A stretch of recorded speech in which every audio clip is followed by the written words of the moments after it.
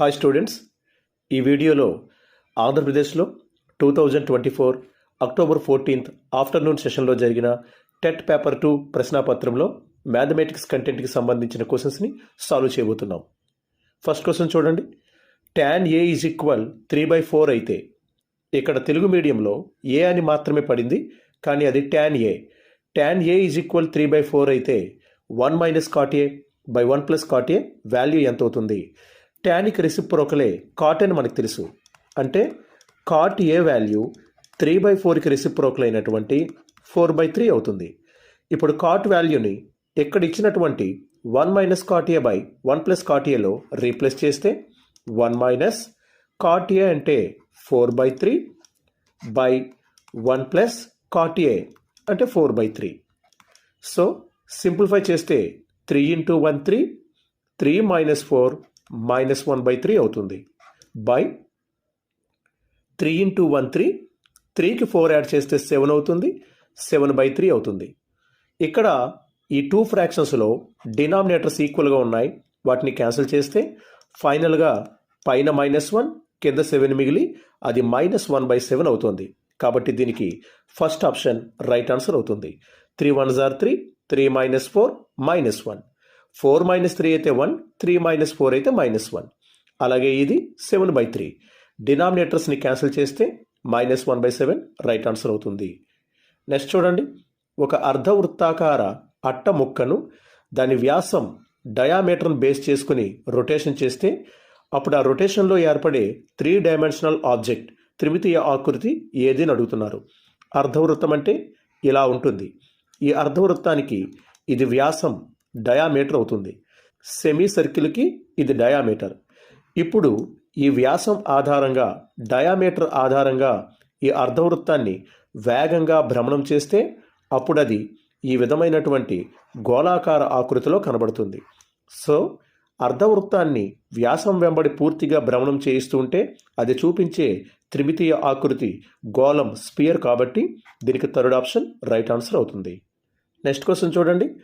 sin θ plus cos θ whole square plus sin θ minus cos θ whole square. ఇది a plus b whole square plus a minus b whole square మోడల్లో కనబడుతుంది. a plus b whole square plus a minus b whole square is equal to 2 into a square plus b square అవుతుందని మనం చెప్పుకున్నాం. ఇక్కడ a అంటే sin θ, b అంటే cos θ. So a plus b whole square plus a minus b whole square is equal to 2 into a square plus b square. అంటే 2 into sine square theta plus cos square theta. కానీ sine square theta plus cos square theta value 1 అవుతుందని తెలుసు. So 2 into 1 is equal to ఫైనల్గా దీనికి answer అవుతుంది. So third option right answer అవుతుంది. త్రికోణమితీయ సర్వ సమీకరణాలు, ట్రిగనామెట్రికల్ ఐడెంటిటీస్ అని మనకి 3 ఉన్నాయి. అవి sine square theta plus cos square theta is equal to 1, secant square theta minus tan square theta is equal to 1, అలాగే cosecant square theta minus cot square theta is equal to 1. So sine square plus cos square value 1, 1 into 2 2. Next question చూడండి. రవి 10,000 రూపాయలను 10% వడ్డీ rate చొప్పున 3 సంవత్సరాల కాలానికి సాధారణ వడ్డీకి అప్పు తెస్తే రాజు అదే మొత్తాన్ని అంటే అదే 10,000 రూపీస్ని అదే కాలానికి అంటే 3 సంవత్సరాల కాలానికి 10% వడ్డీ రేటు చొప్పున సంవత్సరానికి ఒకసారి తిరిగి కట్టే పద్ధతి. అంటే ఇది చక్రవడ్డీతో చెల్లించే పద్ధతి. అలా చెల్లించిన ఈ 2 వడ్డీల మధ్య వ్యత్యాసం ఎంత అని ప్రశ్నలో అడిగారు. సాధారణ వడ్డీ లేదా బారు వడ్డీలో చూస్తే ఇక్కడ కాలం 3 సంవత్సరాలు, వడ్డీ రేటు 10%. అంటే ఈ 3 సంవత్సరాల కాలానికి సంవత్సరానికి 10% చొప్పున 3 పదుల 30% సాధారణ వడ్డీ సింపుల్ ఇంట్రెస్ట్ని పే చేయాల్సి ఉంటుంది. అదే చక్రవడ్డీ ప్రకారం చూస్తే మొదటి సంవత్సరానికి వడ్డీ 10%, రెండవ సంవత్సరానికి వడ్డీ 10%, మూడవ సంవత్సరానికి వడ్డీ 10%. కానీ చక్రవడ్డీ అంటే సంవత్సరాలు పెరుగుతున్న కొలది అసలు మీద మరియు వడ్డీ మీద కూడా చెల్లించే మొత్తం వడ్డీ అని అర్థం.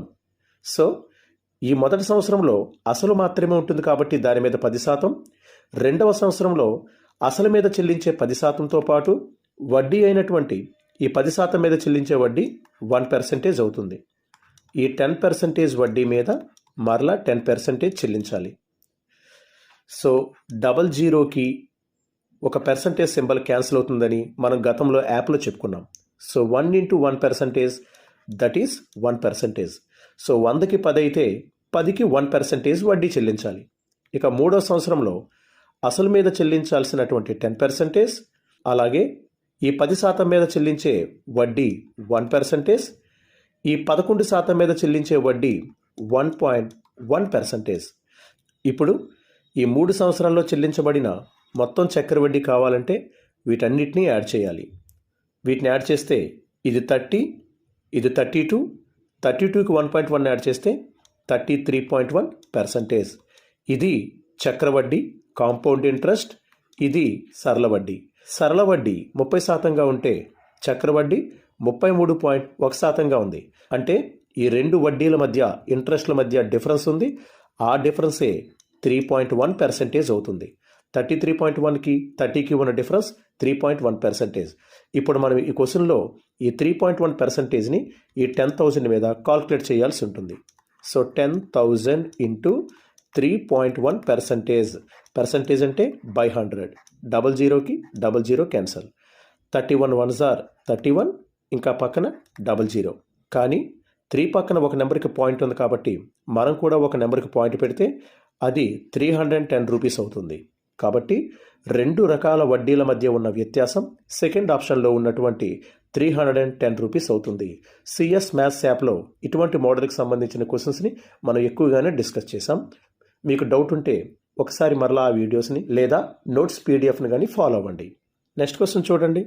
క్రింది వాటిలో సరైనటువంటి గణిత ప్రవచనం ఏదని అడిగారు. ఇక్కడ ఇచ్చినటువంటి ఆప్షన్లో ఒక్కొక్క దాన్ని మనం పరిశీలిస్తే 2x వేరు, 3y వేరు. ఇక్కడ చరరాశి x, ఇక్కడ చరరాశి y. వేరియబుల్స్ డిఫరెంట్గా ఉన్నాయి. వేరియబుల్స్ డిఫరెంట్గా ఉంటే ఆ రెండు కూడా డిఫరెంట్ టర్మ్స్ అవుతాయి. సజాతి పదాలు అవ్వవు, విజాతి పదాలు అవుతాయి.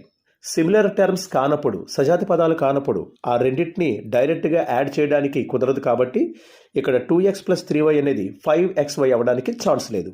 కాబట్టి ఇది సరైనటువంటి వాక్యం అయితే కాదు. ఇక 4x - 5 అంటే బ్రాకెట్లో ఉన్న రెండింటిని 4తో మల్టిప్లై చేయాల్సి ఉంటుంది. ఇక్కడ ఇచ్చిన ఆప్షన్లు మనం పరిశీలిస్తే బేసిక్ అంశాల మీద మాత్రమే ఈ క్వశ్చన్ కంపోజ్ చేయబడింది.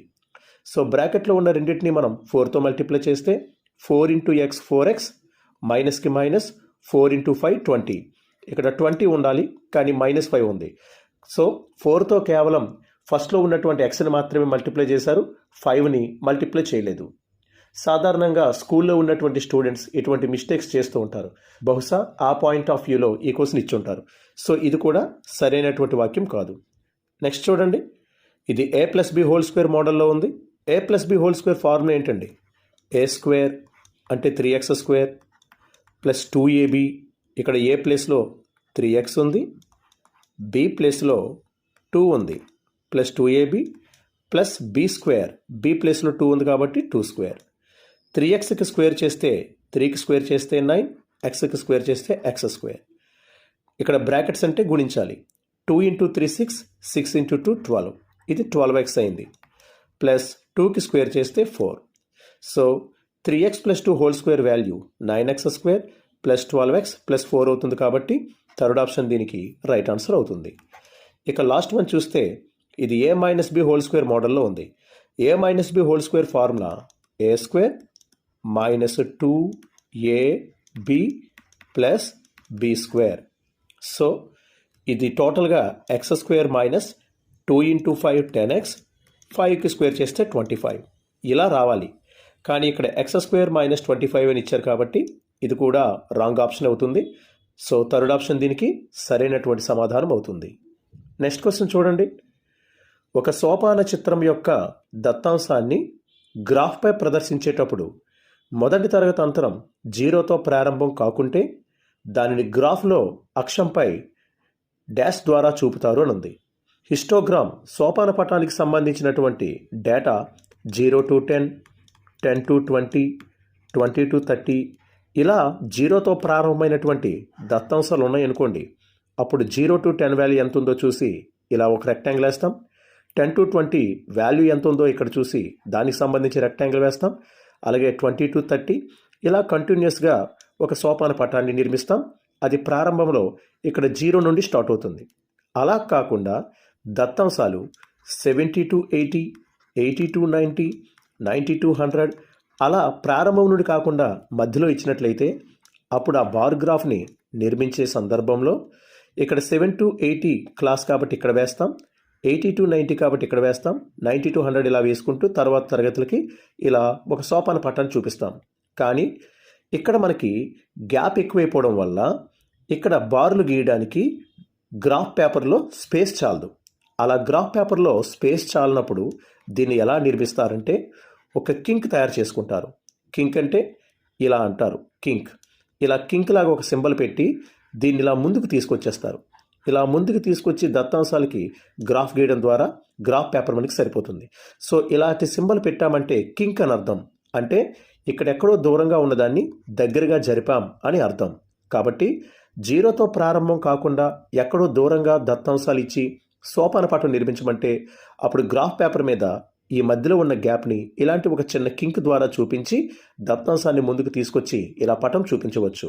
కాబట్టి దీనికి థర్డ్ ఆప్షన్ రైట్ ఆన్సర్ అవుతుంది. నెక్స్ట్ క్వశ్చన్ చూడండి. 3, 2, 2x + 8, x + 6లు అనుపాతంలో ప్రపోర్షన్లో ఉంటే x వాల్యూ ఎంత అవుతుంది? ప్రపోర్షన్ యొక్క ప్రాపర్టీ ఏంటండి? Product of extremes is equal product of means. అంత్యముల లబ్ధం ఈజ్ ఈక్వల్ మధ్యముల లబ్ధం. సో 2 into 2x + 8 వాల్యూ ఎంత వస్తుందో 3 into x + 6 యొక్క వాల్యూ కూడా అంతే రావాలి.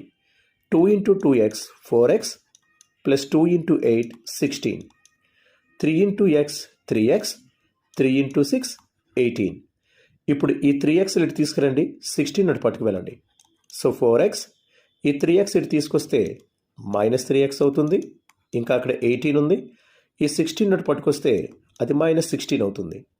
సో 4xలో 3xలు సబ్ట్రాక్ట్ చేయగా ఒక x మిగిలింది. 18లో 16 సబ్ట్రాక్ట్ చేయగా 2 వచ్చింది. సో x వాల్యూ 2 అవుతుంది కాబట్టి దీనికి సెకండ్ ఆప్షన్ రైట్ ఆన్సర్ అవుతుంది.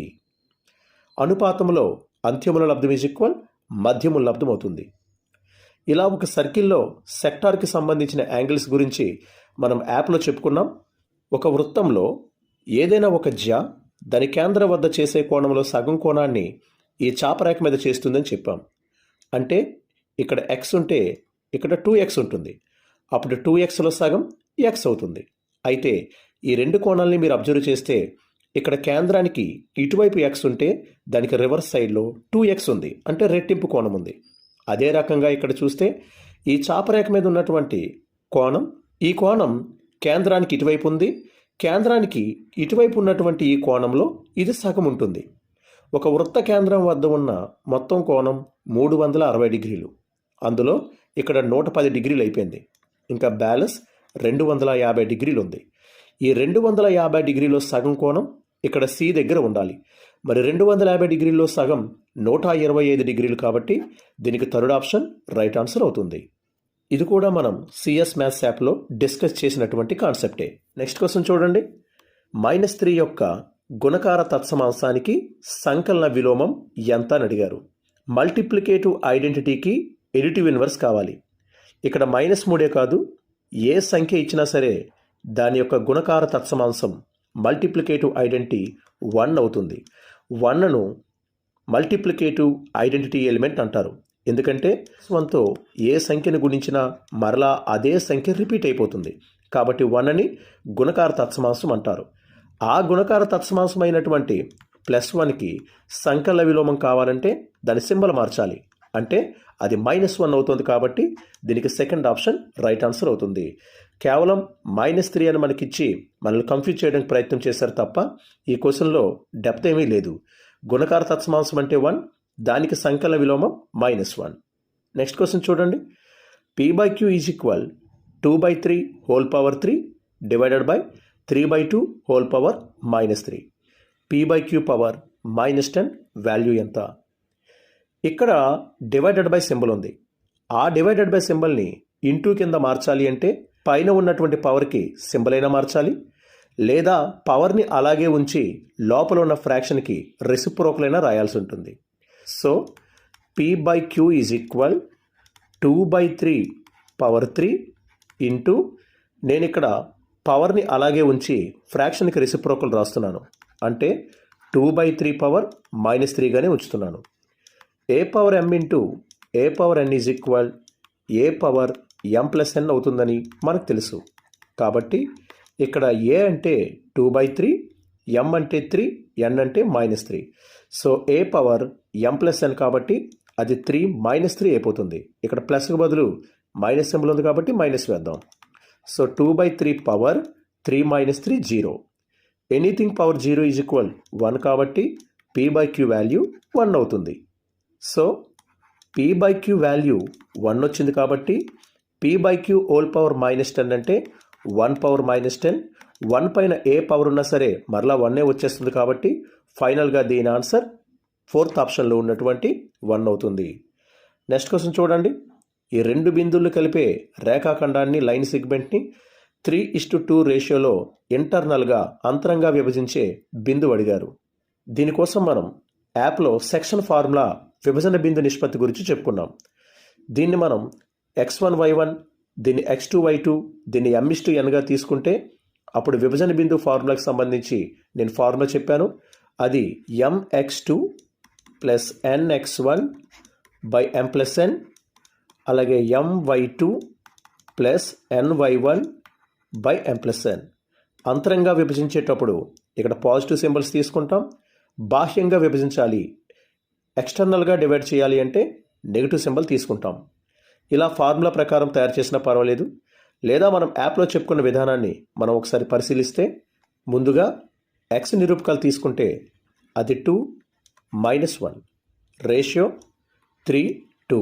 క్రాస్ మల్టిప్లికేషన్ వాడితే 2 × 2 4, 3 × -1 -3 / m+n అంటే 3 + 2. 4లో 3 సబ్ట్రాక్ట్ చేస్తే 1, 3 + 2 5. సో ఫస్ట్ కోఆర్డినేట్ 1/5 అవ్వాలి. విభజన బిందువుకి మనం ముందుగా x నిరూపకాలు తయారు చేసాం. x నిరూపకాలు తీసుకుంటూ తయారు చేసాం కాబట్టి ఏ బిందువు అయితే విభజన చేస్తుందో, డివైడ్ చేస్తుందో, ఆ డివైడ్ చేస్తున్నటువంటి బిందువు యొక్క ఇది డివైడ్ చేస్తున్నటువంటి విభజన బిందువు, ఆ విభజన బిందువు యొక్క x నిరూపకం 1/5 వచ్చింది కాబట్టి ఈ రెండు రాంగ్ ఆప్షన్స్. ఇప్పుడు y నిరూపకాన్ని కూడా మనం అబ్జర్వ్ చేస్తే y నిరూపకాలు వేద్దాం చూడండి. -3 4 రేషియో 3:2. ఇప్పుడు మరలా మనం క్రాస్ మల్టిప్లికేషన్ వాడితే -3 × 2 -6 + 4 × 3 12 / 3 + 2 5. 12లో 6 సబ్ట్రాక్ట్ చేస్తే 6 ఇంకా కిందన /5. సో విభజన బిందువు యొక్క y నిరూపకం 6/5 అయింది. ఇక్కడ -6/5 వచ్చింది కాబట్టి ఇది రాంగ్. ఇక్కడ 1/5 6/5 వచ్చాయి కాబట్టి సెకండ్ ఆప్షన్ దీనికి రైట్ ఆన్సర్ అవుతుంది. ఫార్ములా ప్రకారం చేయొచ్చు లేదా క్రాస్ మల్టిప్లికేషన్ మోడల్లో కూడా సాల్వ్ చేయొచ్చు. నెక్స్ట్ క్వశ్చన్ చూడండి. ఒక కోణం దాని పూరక కోణంలో 2/7 వంతు అయితే ఆ పూరక కోణం, అసలు కోణం ఈ రెండింటి మధ్య ఉన్నటువంటి భేదం ఎంత? ఈ క్వశ్చన్లో కాంప్లిమెంట్ యాంగిల్స్ పూరక కోణాలను ఇచ్చారు. పూరక కోణాలు అంటే ఆ రెండు కోణాల మొత్తం 90 డిగ్రీలు అవ్వాలి. ఇంతకీ ఆ రెండు కోణాలు ఏ విధంగా ఉన్నాయంటే ఒకటి 2 భాగాలు, మరొకటి 7 భాగాలు. అంటే రెండూ కలిపి 9 భాగాలు అవుతున్నాయి. ఆ 9 భాగాలే ఆ రెండు కోణాల మొత్తమైనటువంటి 90 డిగ్రీలకి ఈక్వల్ అవుతుంది. సో క్యాన్సిల్ చేస్తే ఒక భాగం 10 డిగ్రీలుగా వచ్చింది. మరి మనం క్వశ్చన్లో ఫైండ్ అవుట్ చేయాల్సింది ఆ రెండు కోణాల మధ్య వ్యత్యాసం, భేదం. ఒకటి 2 భాగాలు, ఒకటి 7 భాగాలు ఉన్నాయంటే ఆ రెండిటి మధ్య ఉన్న భేదం 5 భాగాలు అవుతుంది. మరి ఒక భాగం 10 డిగ్రీలు అయితే 5 భాగాలు కలిపి 5 పదుల 50 డిగ్రీలు అవుతుంది కాబట్టి దీనికి థర్డ్ ఆప్షన్ రైట్ ఆన్సర్ అవుతుంది. నెక్స్ట్ క్వశ్చన్ చూడండి. a-b యొక్క సమితి నిర్మాణ రూపం సెట్ బిల్డర్ ఫామ్ అడిగారు. a-b అంటే అర్థం ఏంటండి? ఏలో ఉండాలి, బిలో ఉండకూడదు. ఇలా సెట్స్ మనం తీసుకుంటే ఏలో 1 2 3 ఉన్నాయనుకుందాం, బిలో 3 4 5 ఉన్నాయనుకుందాం. ఇప్పుడు రెండు సమితులకి ఉమ్మడిగా ఉన్న మూలకం ఎవరు? 3. ఇప్పుడు మనకి ఏలో ఉంటూ బిలో లేకుండా ఉన్నటువంటి మూలకాలు తీసుకుంటే అది a-b అవుతుంది. ఇక్కడ 1 2 అనేవి ఏలో ఉంటూ బిలో లేకుండా ఉన్నాయి. 3 అనేది ఏలోనూ ఉంది, బిలోనూ ఉంది. అలాంటి దాన్ని రిమూవ్ చేయాలి. సో ఏలో ఉంటూ బిలో లేకుండా ఉన్నటువంటి ఈ 1, 2 ఉన్నటువంటి సెట్టే ఏ మైనస్ బి అవుతుంది. బిలో ఉంటూ ఏలో లేకుండా ఉన్న ఈ 4, 5 బి మైనస్ ఏ అవుతుంది. సో ఏ మైనస్ బి అంటే అర్థం ఏలో ఉండాలి, బిలో ఉండకూడదు. సో ఎక్స్ అంటే ఒక మూలకం. ఎక్స్ అనేది ఏలో ఉండాలి మరియు బిలో ఉండకూడదు. లేదనే పదం రాకూడదండి, అండ్ మరియు అనే పదం రావాలి. ఎక్స్ అనేది ఏ అనే సమితిలో ఉండాలి, బి సమితిలో ఉండకూడదు. ఉండాలి అంటే బిలాంగ్స్ అంటారు, ఉండకూడదు అంటే డస్ నాట్ బిలాంగ్స్ అంటారు. సో ఎక్స్ ఏలో ఉండాలి కానీ అది బిలో ఉండకూడదు. అటువంటి మూలకాలే ఏ మైనస్ బి అవుతాయి. ఇక్కడ 1, 2 రెండు కూడా ఏలో ఉన్నాయి. 1 belongs A and 1 does not belongs B. అలాగే 2 belongs A, 2 does not belongs B అవుతున్నాయి. ఏలో ఉంటూ బిలో లేకుండా ఉన్నాయి. కాబట్టి ఈ 1, 2 అనేవి ఏ మైనస్ బి అవుతాయి. సో దీనికి 4th ఆప్షన్ రైట్ ఆన్సర్ అవుతుంది. సెట్స్కి సంబంధించిన విషయాంశాలు తెలియజేసేటప్పుడు ఈ సెట్ బిల్డర్ ఫామ్ని కూడా మీరు జాగ్రత్తగా ఫాలో అవ్వాల్సి ఉంటుంది. టెట్ పాయింట్ ఆఫ్ వ్యూలో ఇవి ఇంపార్టెంట్ అని కూడా చెప్పాను. నెక్స్ట్ క్వశ్చన్ చూడండి. Cos theta minus sine theta, sine theta cos theta అనే రెండు బిందువుల మధ్య దూరం కావాలి. నిరూపక రేఖా జ్యామితి కోఆర్డినేట్ జామెట్రీలో 2 పాయింట్స్ ఇచ్చి వాటి మధ్య డిస్టెన్స్ అడిగితే ఆ పాయింట్స్ని x1 y1 x2 y2గా తీసుకుంటే ఆ రెండు బిందువుల మధ్య ఉండే దూరానికి formula square root of x2 minus x1 whole square plus y2 minus y1 whole square. ఇది మనం వాడవలసినటువంటి formula. So square root of x2 minus x1 అంటే sine theta minus cos theta whole square plus y2 minus y1 అంటే cos theta minus of y1 అంటే minus of minus sine theta plus sine theta అవుతుంది. So cos theta plus sine theta whole square. ఇదే వీడియోలో మనం స్టార్టింగ్లో చెప్పుకున్నాం a minus b whole square plus a plus b whole square formula 2 into a square plus b square అంటే 2 into sine square theta plus cos square theta. A minus b whole square plus a plus b whole square formula 2 into a square plus b square. ఇక్కడ a అంటే sine theta, b అంటే cos theta. ఇంకా పైన square root ఉంది.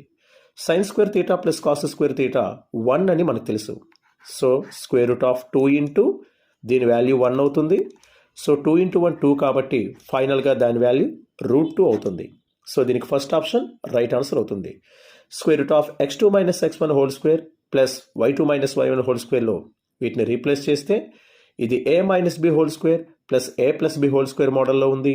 దాని value 2 into a square plus b square అవుతుంది. ఇక్కడ sine square plus cos square value 1, 1 into 2 2, ఫైనల్గా రూట్ కూడా ఉంది కాబట్టి దీనికి √2 సరైన సమాధానం అవుతుంది. బీజగణితం ఆల్జీబ్రాకు సంబంధించిన ఈ క్వశ్చన్లో శేష సిద్ధాంతం, కారణాంక సిద్ధాంతం రెండు భావాలు ఉన్నాయి. పి ఆఫ్ ఎక్స్ అనేది ఒక బహుపదిగా తీసుకుందాం. దాన్ని ఎక్స్ మైనస్ ఏ అనే ఒక బహుపదితో భాగించేటప్పుడు శేషం రిమైండర్ వస్తుంది. ఆ శేషం p of x minus a is equal to 0 అనుకుంటే x is equal to plus a అవుతుంది. మైనస్ ఏ పంపిస్తే ప్లస్ ఏ అవుతుంది కాబట్టి ఎక్స్ ప్లేస్లో ఏ పెట్టగా పి ఆఫ్ ఏ అనే వాల్యూ వస్తుంది, అది శేషం అవుతుంది. సో శేష సిద్ధాంతం రిమైండర్ థియరం ప్రకారం చూస్తే ఎక్స్ ఈజ్ ఈక్వల్ టు ఏ వచ్చింది కాబట్టి ఈ బహుపదిలో ఎక్స్ ఉన్న ప్రతి చోట ఈ ఏని రీప్లేస్ చేయగా వచ్చేది శేషం అవుతుంది. కానీ ఎక్స్ మైనస్ ఏ కారణాంకం అయితే అప్పుడు శేషం 0 అవుతుంది. 327కి ఒక కారణాంకం, ఎందుకంటే 3 9s are 27. ఇక రిమైండర్ శేషం 0. శేషం 0 వచ్చింది కాబట్టి 3ను ఈ 27కి ఫ్యాక్టర్ అంటారు. అదే మాదిరిగా శేషం 0 వస్తేనే x minus a p of ఎక్స్కు ఒక కారణాంకం అవుతుంది. సో కారణాంకం అన్నారంటే శేషం 0 అవ్వాలి. ఇప్పుడు మనం ఈ ఎక్స్ మైనస్ 1ని 0కి ఈక్వల్ చేస్తే ఎక్స్ ఈజ్ ఈక్వల్ టు 1 వచ్చింది కాబట్టి ఈ బహుపదిలో పి ఆఫ్ ఎక్స్లో ఎక్స్ ఎక్కడున్నా సరే దానికి 1 రీప్లేస్ చేస్తాం. అలా వచ్చేది శేషం అవుతుంది, కానీ ఆ శేషం 0కి ఈక్వల్ అవుతుంది. సో ఎక్స్ ఉన్న ప్రతి చోట 1 పెడితే 4 of 1 cube plus 3 of 1 square minus 4 of 1 plus k. ఇది పి ఆఫ్ ఏ అయినటువంటి శేషం అవుతుంది, కానీ అది 0కి ఈక్వల్ అయింది. అందుకు గల కారణం ఇక్కడ ఇచ్చిన ఎక్స్ మైనస్ 1 ఒక కారణాంకం ఫ్యాక్టర్ అవుతుంది. 1కి క్యూబ్ చేసినా స్క్వేర్ చేసినా మరలా 1 వస్తుంది.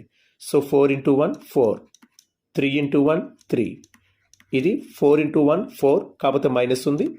ఇంకా ఇక్కడ plus k is equal 0, -4 + 4 cancel. ఈ +3 నన్ను పంపిస్తే k ఈజ్ ఈక్వల్ -3 వచ్చింది. కాబట్టి ఇక్కడ k వాల్యూ సెకండ్ ఆప్షన్లో ఉన్నటువంటి -3 అవుతుంది. సో x మైనస్ ఏతో ఒక p ఆఫ్ x అనే బహుపదిని భాగించేటప్పుడు వచ్చే శేషం p ఆఫ్ a, కానీ ఇక్కడ కారణాంకం అని ఇచ్చారు కాబట్టి ఆ శేషం 0 అవ్వాలి. సో ఈ కాన్సెప్ట్ ప్రకారం సాల్వ్ చేస్తే k వాల్యూ -3గా వచ్చింది. నెక్స్ట్ క్వశ్చన్ చూడండి. పెద్ద స్టేట్మెంట్ ఇచ్చారు, చూడడానికి అయితే పెద్దదిగా ఉంది కానీ కాన్సెప్ట్ మాత్రం ఈజీయే. నైనిక ఒక రెస్టారెంట్కి వెళ్ళి 8 సెంటీమీటర్ల వ్యాసార్థం ఉన్న ఒక వృత్తాకార పిజ్జాని యోమని కోరింది. 8 సెంటీమీటర్ల పిజ్జా అందుబాటులో లేని కారణంగా బేరర్ ఆమెకు 5 సెంటీమీటర్ల వ్యాసార్థం ఉన్న 2 వృత్తాకార పిజ్జాలు ఇచ్చాడు. నైనిక తన ఆర్డర్ కంటే తక్కువగా సరఫరా చేశాడని వాదించింది. బేరర్ మాత్రం తను 8 కంటే తక్కువైనటువంటి 5ని 2 సార్లు ఇచ్చాడు. అంటే 2 5ల 10 అవుతుంది కాబట్టి అది 8 కంటే ఎక్కువగా ఉందని బేరర్ వాదిస్తున్నాడు. అయితే ఈ ఇద్దరిలో ఎవరి వాదన కరెక్టు, ఎంత మొత్తంలో భేదం ఉంది అని క్వశ్చన్ అడిగారు. ఇక్కడ పిజ్జా వృత్తాకారంలో ఉంది. నైనిక ఆర్డర్ చేసేటప్పుడు దాని వ్యాసార్థం రేడియస్ 8 సెంటీమీటర్ కాబట్టి ఆ పిజ్జా యొక్క మొత్తం వైశాల్యం πr² ప్రకారం π ఇంటూ 8² 8² అంటే 64 కాబట్టి 64π అవుతుంది. కానీ బేరర్ 5 సెంటీమీటర్ల వ్యాసార్థం ఉన్న 2 పిజ్జాలు ఇచ్చాడు. సో π ఇంటూ 5² ఒక పిజ్జా, అటువంటివి 2 ఇచ్చాడు. 5² అంటే 25, 25 ఇంటూ 2 50, 50 ఇంటూ π 50π. అంటే బేరర్ ఇచ్చిన ఈ 2 పిజ్జాల యొక్క మొత్తం వైశాల్యం 50π అవుతుంది. నైనిక ఆర్డర్ ఇచ్చింది 64π అవుతుంది. అంటే బేరర్ ఇచ్చిన దానికంటే నైనిక ఆర్డర్ చేసింది ఎక్కువగా ఉంది. సో ఇక్కడ బేరర్ తక్కువగా ఇచ్చాడు కాబట్టి నైనిక యొక్క వాదన సరైనటువంటి వాదన అవుతుంది. సో బేరర్ యొక్క వాదన సరైంది అని ఇక్కడ ఇచ్చాడు కాబట్టి ఇది రాంగ్. నైనిక వాదన సరైంది. అయితే నైనిక ఎంత కోల్పోయింది అంటే ఈ రెండిటికి వ్యత్యాసమైనటువంటి 14π. కాబట్టి సెకండ్ ఆప్షన్ దీనికి సరైన సమాధానం అవుతుంది. నెక్స్ట్ క్వశ్చన్ చూడండి. సత్యమైనటువంటి ప్రవచనాన్ని గుర్తించమన్నారు. a + b into a - b అయితే a² - b² అవుతుంది. కానీ ఇక్కడ a + √b a - √b ఇచ్చారు. అటువంటప్పుడు a² - √b హోల్² అవ్వాలి. a² - √b హోల్². స్క్వేర్ రూట్ క్యాన్సిల్ అయితే ఫైనల్గా ఇది a² - b అవ్వాలి. కానీ ఇక్కడ a - b ఇచ్చారు కాబట్టి ఇది రాంగ్. నెక్స్ట్ చూడండి. √a + √b is equal a + 2ab + b ఇచ్చారు. √a + √b అనేది a + 2ab + bకి ఈక్వల్ కాదు. ఒకవేళ √a + √b హోల్² ఇచ్చారనుకోండి, అప్పుడు ఇది a² + 2ab + b² మోడల్లో ఉండాలి. కాబట్టి a² అంటే √a హోల్² ప్లస్ 2ab అంటే 2 into √a into √b plus b² అంటే √b హోల్². స్క్వేర్ రూట్ క్యాన్సిల్ అయితే a plus 2√ab plus b అనేది √a + √b హోల్² ఈక్వల్ అవ్వాలి. కానీ ఇక్కడ హోల్² ఇవ్వలేదు. ఒకవేళ హోల్² ఇచ్చినా ఇక్కడ 2√ab కూడా లేదు. కాబట్టి ఇది కూడా రాంగ్. ఇక a⁴m/a⁴n a⁴m-n అవుతుందని మనకు తెలుసు. కానీ ఇక్కడ m+ అనేది ఇచ్చారు, ఇది కూడా రాంగ్. కాబట్టి ఫోర్త్ ఆప్షన్ రైట్ ఆన్సర్ అవుతుంది. nth రూట్ a యొక్క వాల్యూ a⁴1/, ఇక్కడ రూట్లో ఉన్నటువంటి వాల్యూ డినామినేటర్ హారంగా వస్తుంది కాబట్టి a⁴1/n అనేది సరైన సమాధానం అవుతుంది. కేవలం ఫార్ములాస్ని బేస్ చేసుకుని అడిగినటువంటి ఒక బేసిక్ లెవెల్ క్వశ్చన్ ఇది. నెక్స్ట్ క్వశ్చన్ చూడండి. -5 6 అనే బిందువు గుండా పోతూ 3 కేంద్రంగా ఉన్నటువంటి వృత్తానికి వ్యాసం ఎంత, డయామీటర్ ఎంత? ఇక్కడ కేంద్రం 3 వృత్త పరిధి సర్కంఫరెన్స్ మీద ఉన్నటువంటి పాయింట్ -5 6 అయితే వ్యాసం డయామీటర్ కావాలి. వృత్త కేంద్రాన్ని వృత్త పరిధి మీద ఉన్న బిందువుని కలిపితే ఈ వచ్చిందాన్ని వ్యాసార్థం అంటారు. ఈ 2 బిందువుల మధ్య ఉన్న దూరమే రేడియస్ వ్యాసార్థం అవుతుంది. వ్యాసార్థానికి ఫార్ములా ఇది x1 y1 x2 y2గా తీసుకుంటే √x2 - x1 హోల్² అంటే -5 - 3 హోల్² plus y2 minus y1 whole square అంటే 6 minus 2 whole square. r is equal -5కి -3 యాడ్ చేస్తే -8, ఆ -8కి స్క్వేర్ చేస్తే ప్లస్ 64. 6లో 2 సబ్ట్రాక్ట్ చేస్తే 4, ఆ 4కి స్క్వేర్ చేస్తే 16. ఈ రెండింటిని యాడ్ చేస్తే √80 వచ్చింది. √80ను √16 ఇంటూ 5 అని రాసుకోవచ్చు. 16 రూట్ నుండి బయటకు వస్తే 4 అవుతుంది. ఇంకా లోపల √5 మిగిలిపోయింది. సో దీనికి వ్యాసార్థం రేడియస్ 4√5 అవుతుంది. డయామీటర్ అంటే వ్యాసం రెండు వ్యాసార్థాలకి సమానం. ఇదొక వ్యాసార్థం, ఇదొక వ్యాసార్థం. సో ఆర్ని 2తో మల్టిప్లై చేస్తే డయామీటర్ వస్తుంది. సో వ్యాసార్థమైన 4√5ను 2తో గుణిస్తే 8√5 వచ్చింది. కాబట్టి ఈ క్వశ్చన్కి 4th ఆప్షన్ రైట్ ఆన్సర్ అవుతుంది. ఇందులో వ్యాసార్థం 4√5 కూడా సెకండ్ ఆప్షన్లో ఉంది. ఓవర్ లుక్లో దాన్ని ఆన్సర్గా టిక్ పెట్టకూడదు. రేడియస్ ఎంత అని అడిగితే 4√5 ఆన్సర్ అయ్యి ఉండేది. కానీ డయామీటర్ వ్యాసం అడిగారు కాబట్టి వ్యాసార్థానికి రెట్టింపు అయినటువంటి 8√5 ఈ క్వశ్చన్కి రైట్ ఆన్సర్ అవుతుంది. నెక్స్ట్ క్వశ్చన్ చూడండి. ఘటన ఈ సంభావ్యత P అయితే సత్య ప్రవచనం ఏది? ఏదైనా ఒక ఘటనకు ప్రాబబిలిటీ P తీసుకుంటే దాని కనిష్ట విలువ 0, గరిష్ట విలువ 1. అంటే 0 కానీ 0 కంటే ఎక్కువగానైనా ఉండొచ్చు, లేదా 1 కానీ 1 కంటే తక్కువగానైనా ఉండొచ్చు. అంటే ఈ రెండు కూడా హద్దులు, బౌండరీస్ అవుతున్నాయి. దీని అర్థం 0 less than or equal to probability of the event less than or equal to 1. So 0 ఉన్నా పర్వాలేదు, 0 కంటే ఎక్కువగా ఉన్నా పర్వాలేదు, 1 ఉన్నా పర్వాలేదు, 1 కంటే తక్కువగా ఉన్నా పర్వాలేదు. సో మనకి కావాల్సిన సరైన సమాధానం 4th ఆప్షన్ అవుతుంది. ABCD ఒక చతురస్రం స్క్వేర్ అవుతుందంటున్నారు. ఈ స్క్వేర్కి డయాగ్నల్ 10 ఇచ్చారు. అయితే AB ప్లస్ BC ఎంత అవుతుంది? ఒక చతురస్రం యొక్క కర్ణానికి సూత్రం దాని భుజాన్ని √2తో గుణించగా వచ్చే A√2 అవుతుంది. ఇక్కడ కర్ణం అంటే 10, diagonal 10 is equal A√2. A అంటే భుజం. √2తో ఎలా భాగించాలో గతంలోనే నేను నేర్పాను. 2 1s are 2 5s are cancel. 2తో భాగించుంటే 5 వేసి ఉండేవారమి. కానీ మనం √2తో భాగిస్తున్నాం కాబట్టి ఇక్కడ 5 పక్కన మళ్ళా √2 పెట్టాల్సి ఉంటుంది. అంటే దాని భుజం A ఈజ్ ఈక్వల్ 5√2 అయింది. AB అన్న BC అన్న చతురస్రం యొక్క భుజాలు అవుతున్నాయి. సో ఇది A, దాని వాల్యూ 5√2 అని వచ్చింది. ఇది కూడా భుజం A, దాని వాల్యూ 5√2గా వచ్చింది. సో AB ప్లస్ BC అంటే 5√2 ప్లస్ 5√2, టోటల్గా అది 10√2కి ఈక్వల్ అయింది. సో దీనికి సెకండ్ ఆప్షన్ రైట్ ఆన్సర్ అవుతుంది. నెక్స్ట్ క్వశ్చన్ చూడండి. బేస్ రేడియస్ 6 సెంటీమీటర్, అలాగే స్లాంట్ హైట్ 10 సెంటీమీటర్ అయితే ఒక క్రమ వృత్తాకార శంకుకి ఎత్తు ఎంత ఉంటుంది అని అడిగారు. శంకుకి ఇలా ఎత్తు, స్లాంట్ హైట్ ఏటవాలు ఎత్తు, రేడియస్ వ్యాసార్థం, ఈ మూడు కూడా ఒక లంబకోణ త్రిభుజాన్ని ఏర్పాటు చేస్తాయి, పైథాగరస్ త్రికాలు అవుతాయి అని చెప్పుకొచ్చాం. ఇక్కడ వ్యాసార్థం R ఈజ్ ఈక్వల్ 6 సెంటీమీటర్గా ఇచ్చారు. స్లాంట్ హైట్ 10 ఇచ్చారు. 6 10తో రాబోతున్న పైథాగరస్ త్రికం 8 అని మనకు తెలుసు. 3 4 5లను డబల్ చేస్తే 6 8 10 వస్తాయి. ఇవి పైథాగరస్ త్రికాలు అయితే ఇవి కూడా పైథాగరస్ త్రికాలే అవుతాయి. సో 6 and 10తో రాబోతున్న పైథాగరస్ త్రికం 8.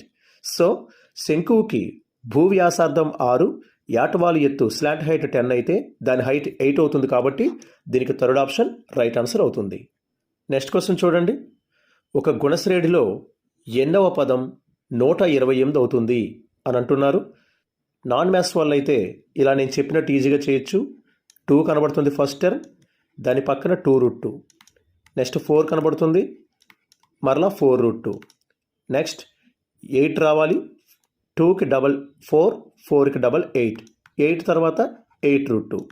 నెక్స్ట్ 8కి డబల్ అయినటువంటి 16, దాని పక్కన 16√2. నెక్స్ట్ 16కి డబల్ 32, 32√2. అలాగే 64, 64√2. నెక్స్ట్ 128, 128√2. ఇలా మనం శ్రేణిని తీసుకుంటే అందులో మనకు కావాల్సింది 128. సో మనకి కావాల్సిన 128కి సీరియల్ నెంబర్ చూస్తే 1 2 3 4 5 6 7 8 9 10 11 12 13 13వ పదం 128 అవుతుంది కాబట్టి దీనికి థర్డ్ ఆప్షన్ రైట్ ఆన్సర్ అవుతుంది.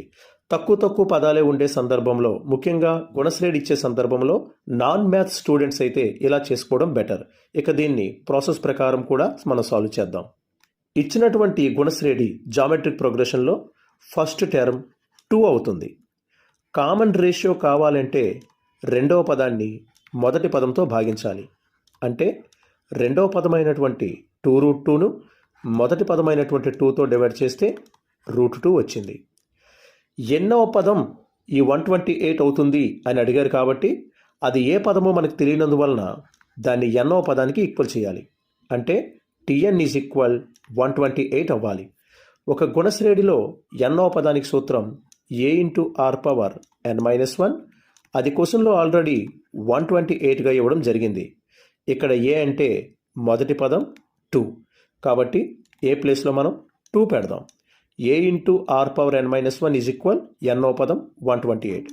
2తో క్యాన్సిల్ చేస్తే 64 వచ్చింది. ఇక్కడ r అంటే √2. r is equal common ratio √2 పైన n-1 ఉంది. 64ని 2 పవర్ 6 అని రాసుకోవచ్చు. 2 ఇంటూ 2 ఇంటూ 2 అనేలా 6 టైమ్స్ వేస్తే 2 పవర్ 6 వచ్చింది. కానీ ఇక్కడ భూమి √2 ఉంది కాబట్టి ఇక్కడ ఉన్నటువంటి 2ని √2 హోల్ స్క్వేర్, 2ని √2 హోల్ స్క్వేర్ అని రాస్తే స్క్వేర్ రూట్ క్యాన్సిల్ అయ్యి 2 వస్తుంది. ఇంకా పైన ఇక్కడ 6 ఉంది. So √2 power n-1 is equal a to the power of m whole power n a to the power of m into n అయిపోతుంది. కాబట్టి అది √2 పవర్ 2 ఇంటూ 6 అయినటువంటి 12కి ఈక్వల్ అయిపోతుంది. ఈక్వాలిటీకి బోత్ సైడ్స్ కూడా ఘాతాంక రూపాలు ఉండేటప్పుడు భూములు సమానంగా ఉంటే ఘాతాంకాలు సమానంగా ఉండాలి. అంటే n-1 ఈజ్ ఈక్వల్ 12 అవ్వాలి. సో n ఈజ్ ఈక్వల్ -1 అటు పంపిస్తే 12 + 1 13 అవుతుంది. కాబట్టి 13వ పదం విలువ 128 అవుతుంది. ఇది ఫార్ములా ప్రకారం చేసే పద్ధతి. నెక్స్ట్ క్వశ్చన్ చూడండి. ఒక సంచిలో ఎరుపు రంగు బంతులు రెడ్ కలర్ బాల్స్ 5x ఉన్నాయి. Red colour 5x, blue colour నీలం రంగు బంతులు 3x + 14 ఉన్నాయి. ఒక బంతిని ఆ సంచి నుండి తీస్తే అది ఎరుపు రంగు బంతి అవడానికి ఉండే సంభావిత నీలం బంతి ఉండే సంభావితలో సగంగా ఉంది. రెడ్ బాల్ యొక్క ప్రాబబిలిటీ బ్లూ బాల్ యొక్క ప్రాబబిలిటీలో సగంగా ఉంది. బైలో ఉన్నటువంటి ఇక్కడ పంపిస్తే అప్పుడు 2r ఈజ్ ఈక్వల్ b అవుతుంది. 2r అంటే 2 ఇంటూ 5x, b అంటే 3x + 14. సో ఇది 10x అవుతుంది. ఈ 3xని తీసుకొస్తే 10x - 3x ఈజ్ ఈక్వల్ 14 అవుతుంది. అప్పుడు 7x ఈజ్ ఈక్వల్ 14 అవుతుంది. క్యాన్సిల్ చేస్తే x ఈజ్ ఈక్వల్ టు 2 వచ్చింది. x ఈజ్ ఈక్వల్ టు 2 వస్తే ఆ బ్యాగ్లో ఉన్నటువంటి మొత్తం బంతుల సంఖ్య ఎంత అని క్వశ్చన్లో అడిగారు. So x is equal to 2 వచ్చింది కాబట్టి ఆ సంచిలో ఉండే రెడ్ బంతుల సంఖ్య 5 ఇంటూ 2 10. ఇక బ్లూ బాల్స్ యొక్క నెంబర్ చూస్తే x అంటే 2 కాబట్టి 3 ఇంటూ 2 6, 6 + 14 20. సో మొత్తంగా ఈ రెండు బంతులు కలిపి 30 ఉన్నాయి కాబట్టి ఈ క్వశ్చన్కి థర్డ్ ఆప్షన్ రైట్ ఆన్సర్ అవుతుంది. రెడ్ బాల్ యొక్క ప్రాబబిలిటీ బ్లూ బాల్ యొక్క ప్రాబబిలిటీలో సగం. So 2r is equal b అవుతుంది. అక్కడి నుంచి సాల్వ్ చేస్తే x వాల్యూ వచ్చింది. x వాల్యూ వీటిలో రీప్లేస్ చేస్తే number of red balls, number of blue balls వచ్చాయి. వాటి యొక్క టోటల్ సమ్మే మొత్తం బంతుల సంఖ్య అవుతుంది. ఈ మధ్య జరుగుతున్నటువంటి టెట్ ఎగ్జామినేషన్స్లో స్టాటిస్టిక్స్ నుండి ఫార్ములాస్ ఇచ్చేసి ఆ ఫార్ములాలో ఒక్కొక్క అంశం ఏం తెలియజేస్తుంది అనే పాయింట్ ఆఫ్ వ్యూలో కూడా క్వశ్చన్లు అడగడం జరుగుతుంది. ఇక్కడ వర్గీకరించిన దత్తాంశానికి, గ్రూపు డేటాకి మధ్యగతం మీడియన్ కోసం ఉపయోగించాల్సిన ఫార్ములా ఇచ్చారు. ఈ ఫార్ములాలో ఎల్ ఏం తెలియజేస్తుంది అని అడిగారు. దత్తాంశాలని వర్గీకరించిన తర్వాత ఇక్కడ ఎల్ అనేది మధ్యగత తరగతి ఎక్కడైతే వస్తుందో దానికి ఉన్నటువంటి దిగువ హద్దు అవుతుంది. దిగువ అవధి వేరు, దిగువ హద్దు వేరని నేను యాప్లో డీటెయిల్గా చెప్పాను. సో 1 to 10, 11 to 20, 21 to 30 ఇలా ఉంటే వాటిని డిస్క్రీట్ డేటా, విరళీకృత దత్తాంశాలు అని చెప్పాం. ఇందులో ఈ 1, 11, 21 దిగువ అవధులు అవుతాయి. 10, 20, 30 ఎగువ అవధులు అవుతాయి. వీటిని ఎక్స్క్లూజివ్ క్లాసెస్ ఉన్నటువంటి అవిరళ దత్తాంశం కంటిన్యూస్ డేటా కింద మార్చాలంటే ఈ దిగువ అవధులకు 0.5 మైనస్ చేస్తూ ఎగువ అవధులకు 0.5 యాడ్ చేయాలని చెప్పాను. సో వీటికి 0.5 యాడ్ చేస్తే 10.5, 20.5, 30.5. వీటిని దిగువ హద్దులు, వీటిని దిగువ అవధులు అంటారు. వీటిని ఎగువ హద్దులు, వీటిని ఎగువ అవధులు అంటారు. Lower limits, lower boundaries, upper limits, upper boundaries. ఇలా డిస్క్రీట్ డేటా ఇస్తే కంటిన్యూస్ డేటా కింద మార్చాలి. ఒక్కోసారి ఇలా కంటిన్యూస్ డేటాయే ఉంటుంది. ఇలా ఉంటే దీన్ని కంటిన్యూస్ డేటా అంటారు. ఈ కంటిన్యూస్ డేటాలో ఒక తరగతి యొక్క ఎగువ అవధి తరువాత తరగతి దిగువ అవధికి సమానంగా ఉంటుంది. అలా ఉంటే అవి అవిరళ శ్రేణికి సంబంధించిన కంటిన్యూస్ డేటాకి సంబంధించిన క్లాసెస్ అవుతాయి. అటువంటి సందర్భంలో ఈ దిగువన ఉండేవే దిగువ హద్దులు అవుతాయి. సో ఎల్ అంటే ఎక్కడైతే మధ్యగతం లభించడానికి అవకాశం స్కోప్ ఉందో ఆ తరగతికి సంబంధించిన దిగువ హద్దు. సో 2030 అనే తరగతిలో ఏదైనా ఒక విలువ మధ్యగతం అవడానికి అవకాశాన్ని కలిగి ఉంటే ఆ తరగతే మధ్యగత తరగతి, మీడియన్ క్లాస్ అవుతుంది. ఆ మీడియన్ క్లాస్కి ఈ కిందన ఉన్నటువంటి దిగువ హద్దే, లోవర్ బౌండరీయే ఎల్ అవుతుంది. సో ఇక్కడ దిగువ హద్దు అనేది సెకండ్ ఆప్షన్లో కనబడుతుంది కాబట్టి అది సరైన సమాధానం అవుతుంది. ఈ క్వశ్చన్ని మరింత విపులంగా మీకు ఎక్స్ప్లెయిన్ చేయడం కోసం ఒక చిన్న ఎగ్జాంపుల్ తీసుకున్నాను. ఇక్కడ మీరు చూస్తే ఇవన్నీ కూడా కంటిన్యూస్ డేటా, అవిరళ శ్రేణికి సంబంధించినటువంటి దత్తాంశం. వీటికి సంబంధించిన పౌనఃపున్యాలు ఇక్కడ ఉన్నాయి. వీటిని ఫ్రీక్వెన్సీస్ అంటారు. ఇప్పుడు మనం సంచిత పౌనఃపున్యాలు, క్యూములేటివ్ ఫ్రీక్వెన్సీస్ని కాల్కులేషన్ చేయాలి. క్యూములేటివ్ ఫ్రీక్వెన్సీ అంటే ఇక్కడ 2 ఉంది కాబట్టి 2 వేస్తాం. నెక్స్ట్ దాంట్లో 3 వచ్చింది. ఈ 2ని 3కి యాడ్ చేసి 5 వేస్తాం. ఇలా కలుపుకుంటూ పోతే వచ్చిన వాటిని సంచిత పౌనఃపున్యాలు, క్యూములేటివ్ ఫ్రీక్వెన్సీ అంటారు. ఇప్పుడు ఈ 5కి 7 యాడ్ చేస్తే వచ్చే 12ని ఇక్కడ రాస్తాం. 12కి 4 యాడ్ చేస్తే వచ్చిన 16 ఇక్కడ వేస్తాం. 16కి 1 యాడ్ చేస్తే వచ్చే 17ని ఇక్కడ వేస్తాం. ఇలా సంచిత పౌనఃపున్యాలన్నీ వేసిన తర్వాత ఆఖరి సంచిత పౌనఃపున్యం ఎంత వస్తుందో ఇక్కడ ఉన్నటువంటి ఈ పౌనఃపున్యాన్ని కలపగా కూడా అంతే వస్తుంది. అంటే n = 17. ఇప్పుడు n/2 వాల్యూని ఫైండ్ అవుట్ చేయాలి. పౌనఃపున్యాల మొత్తాన్ని 2తో భాగించాలి. 17ని 2తో డివైడ్ చేస్తే 8.5 వచ్చింది. ఇప్పుడు ఈ 8.5 ఏ సంచిత పౌనఃపున్యానికి లోపు వస్తుందో చూడాలి. 2 లోపు 8.5 రాదు, 5 లోపు రాదు, 12 లోపు 8.5 వస్తుంది. సో 12 లోపు వస్తుంది కాబట్టి ఈ 12 కలిగినటువంటి ఈ తరగతే మధ్యగత తరగతి అవుతుంది.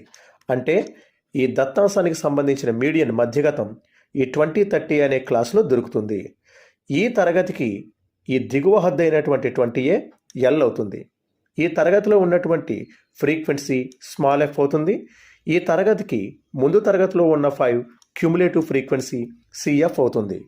సో మధ్యగతం మీడియన్ని కాల్కులేట్ చేయడానికి formula l plus n/2 minus CF అంటే cumulative frequency by frequency into class height.